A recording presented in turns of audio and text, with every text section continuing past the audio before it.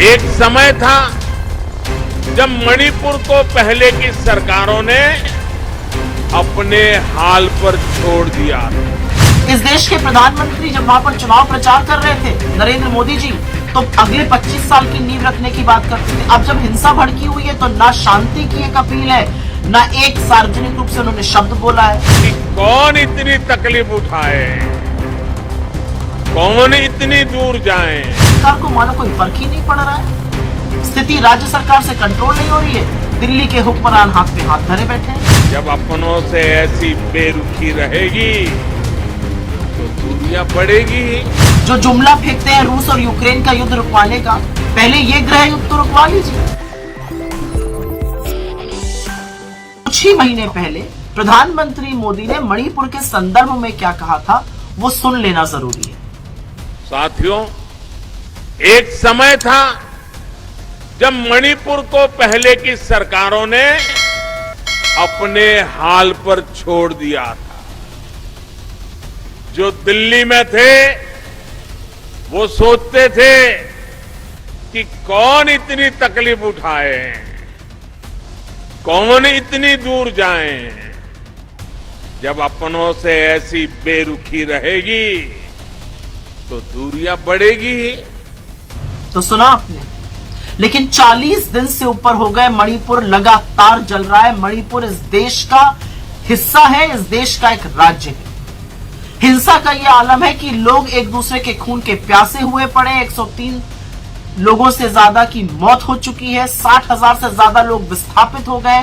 तमाम बिल्डिंग फूंक दी गई है। आम लोगों का, विधायकों का, सांसदों का घर तो जल के स्वाहा हो ही गया था। अब बीजेपी के अपने एक मंत्री का घर जल के खत्म हो चुका है।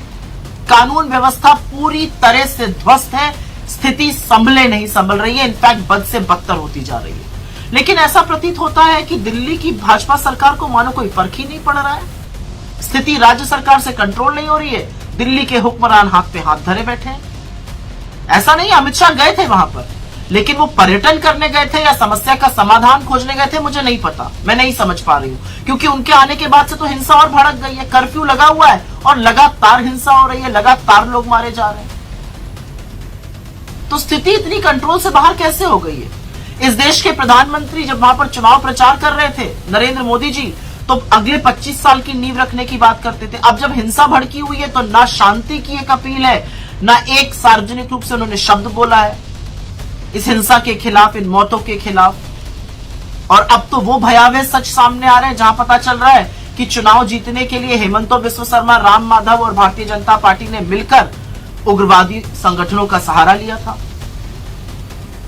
और मीडिया के मेरे साथियों से सिर्फ मैं इतना कहना चाहूंगी, क्योंकि मणिपुर दिल्ली से दूर है, क्योंकि मणिपुर में भाजपा की सरकार है, और क्योंकि मणिपुर के हालात बताने से इन लोगों के काले कारनामे सामने आ जाते हैं, कब तक कवर फायरिंग दीजिएगा?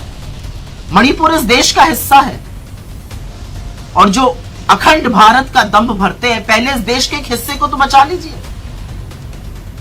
जो जुमला फेंकते हैं रूस और यूक्रेन का युद्ध रुकवाने का, पहले ये गृह युद्ध तो रुकवा लीजिए।